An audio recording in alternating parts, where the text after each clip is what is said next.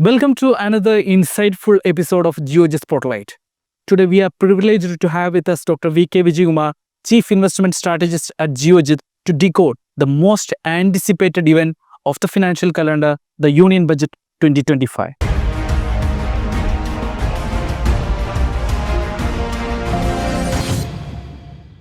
Dr. Vijayakumar will share his expert insights on the challenges faced by the finance minister and what is the budget could mean for the stock market investors. Let's dive right into this discussion.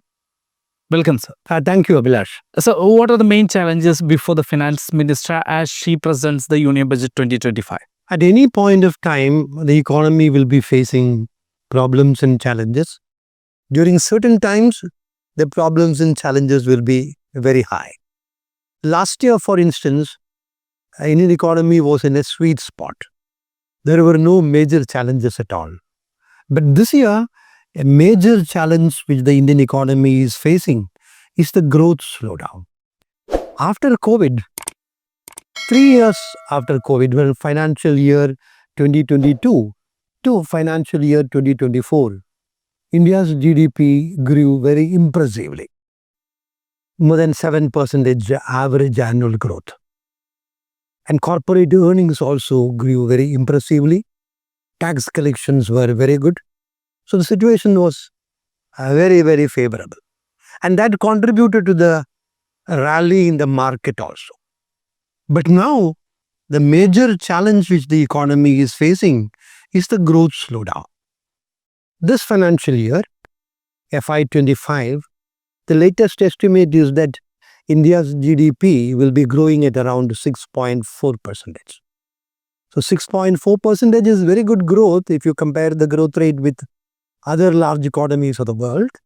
But then compared to our previous 3 years of growth, this is a growth slowdown. And when you have a slowdown in growth, it will have many undesirable consequences. Job generation will be impacted. Tax revenue buoyancy will be impacted. The government will be having only less money to spend on infrastructure, less money to spend on welfare programs. Fiscal deficit will increase. So, growth slowdown is a major problem which has to be arrested and reversed. So, the big challenge facing the finance minister is to stimulate the economic growth in the country now. Now, theoretically, there are two ways by which economic growth can be stimulated. First is monetary stimulus. Monetary stimulus is stimulation of the economy by cutting rates through monetary policy. That is in the domain of the central bank, the Monetary Policy Committee. It is quite possible that the Monetary Policy Committee will cut rates in the February Monetary Policy meet. But the government can't do anything about that. The government can initiate fiscal stimulus by cutting taxes, particularly cutting personal income tax and increasing public expenditure. So that is a major program that is expected by everyone in this year's budget. There are no possibilities of cutting corporate tax, which has already been cut. There is no room for cutting it further. And GST is not in the jurisdiction of the finance ministry. That has to be done by the GST council. Therefore, the only tax cuts which can be effected by the finance minister is cutting personal income tax. So yes, personal income tax cuts are expected in this year's budget. How much income tax relief can the middle class expect? Well, it will be difficult to hazard a guess on that. Certainly, there will be tax cuts because personal income tax cuts will provide two solutions. One, it will provide tax relief, particularly to the middle class, which needs tax relief. Secondly, if personal income taxes are cut, disposable income of the people will increase. They will consume more, consumption demand will increase, and that will be a boost to the economy. So these two twin goals can be achieved through tax cuts. How much tax cuts can be expected? Well, personally, I am a person who believes that it is time for India to move to a simple four slab income tax structure. The last time we had a simple income tax structure was when Chidambaram introduced the simple tax system in his 96-97 dream budget. After that, the number of tax slabs, tax rates have been increasing. That's not the good thing to do. So ideally for a country like India, where the middle class is increasing, but the middle class is not very rich, therefore they should be taxed lightly as much as possible. So ideally, I feel that we should be moving towards a tax system consisting of four slabs. Up to 5 lakhs, no tax. Between above 5 lakhs up to 10 lakhs, we can have a 10% income tax.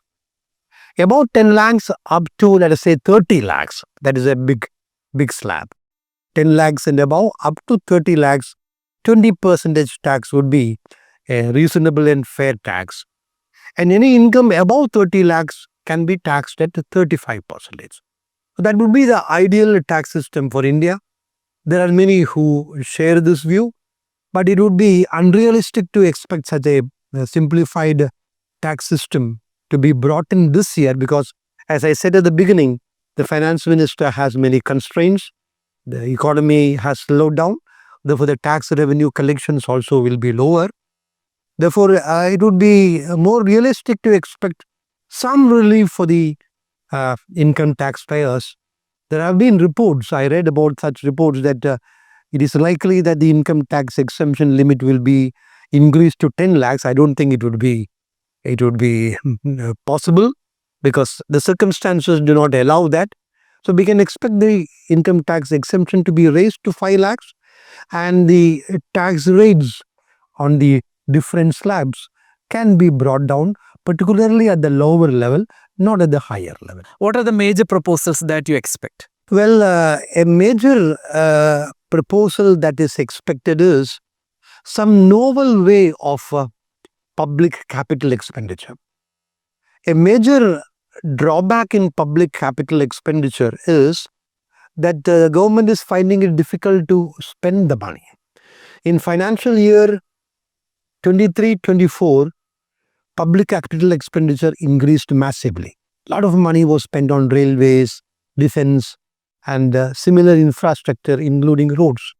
But in this financial year, FY 25, if you go by the estimates of the first 8 months, total public capex is down by more than 15% for the first 8 months. So it is quite likely that we will fall short of the public expenditure outlay of 11.11 lakh crores. That was the outlay for public capex in last year's budget. So there are delays in execution. Now, it was believed initially that election-related constraints, restrictions contributed to the delays in the execution of projects. But recent data is indicating that there are some other delays also in the execution of projects. So spending money is becoming a problem. It's not easy to spend money unless you have projects which are called shovel-ready projects. Shovel-ready projects are projects which are ready to absorb money. And this is different from new projects being drawn up, getting passed by all the sanctioning authorities and money getting spent on that. So there is a distinction between that too. So it is quite possible that in this year's budget, there can be some new announcements under which money can be spent easily. One possibility, this is only a wild speculation on my part, a possibility is that it is possible that the government may announce some programs involving center, state and local body cooperation wherein infrastructure projects in the urban areas. Urban areas need massive infrastructure outlay because we know our cities are facing major deficiencies in infrastructure and money can be easily spent there also. So that is one area where we can expect some expenditure. Then, of course, the usual government's programs, government's flagship programs like PM Awas Yojana, Ayushman Bharat, Har Ghar Jal program, and food security programs, affordable housing particularly. All these are likely to get additional allocation. These are all normal things that happen in all budgets. So, what are the expectations from the perspective of stock investors, and what will investors be looking for into the budget? Well, stock market doesn't have any major expectations from the budget. Every year, stock market participants will be always making some demands like abolition of securities transaction tax, reduction of long-term capital gains tax, short-term capital gains tax, and all that. Such mechanical requests have taken place this time also, but I don't anticipate any changes there because short-term transactions tax, not short-term securities transaction tax, STT, is one tax revenue which is giving the government much more than what the government ever expected. So government is unlikely to abolish that. It is very unlikely. They will continue with that. And regarding the short-term capital gains tax, it was completely rationalized last year across asset classes, not just for stocks. Across asset classes, it was rationalized. And for that rationalization, long-term capital gains tax also was slightly raised to 12.5%. And nothing has happened during the last 1 year to warrant a relook at this. So the market participants are not expecting anything. In fact, the stock market does not need any sobs from the government. What market participants will be looking for in this budget would be what the government is doing to stimulate the economy. Does the government have any concrete programs for stimulating economic growth? Will economic growth bounce back? Will that bounce back in economic growth be accompanied by a recovery in corporate earnings? If that happens, market will certainly go up without any concessions from the government.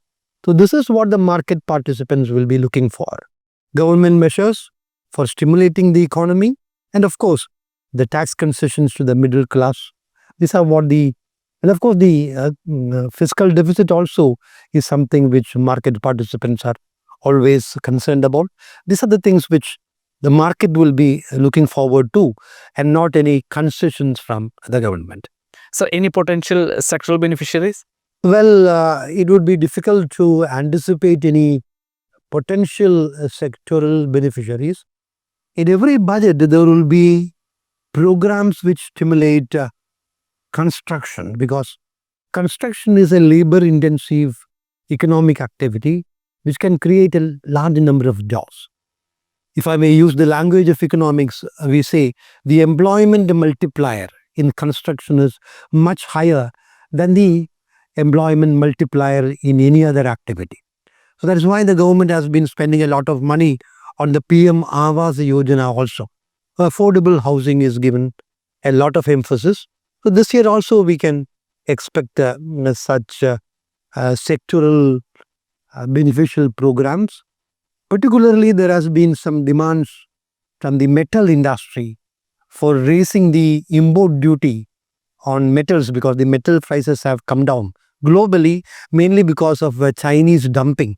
China has massive excess capacity in metals manufacturing, and China is now facing a growth slowdown.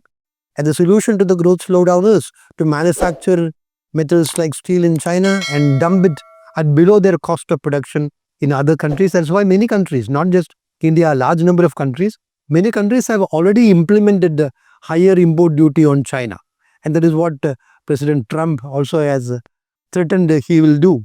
So there can be some measures in the budget that will be more protective of the metal industry.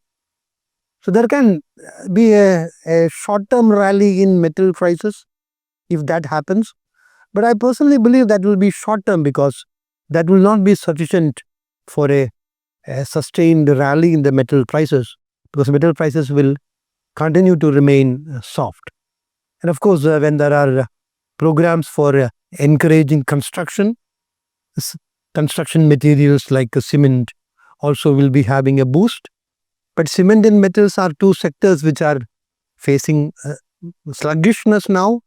Therefore, even some budget announcements are not likely to lead to a major change in the fortunes of these sectors. Thank you, sir. Thank you very much. Thank you.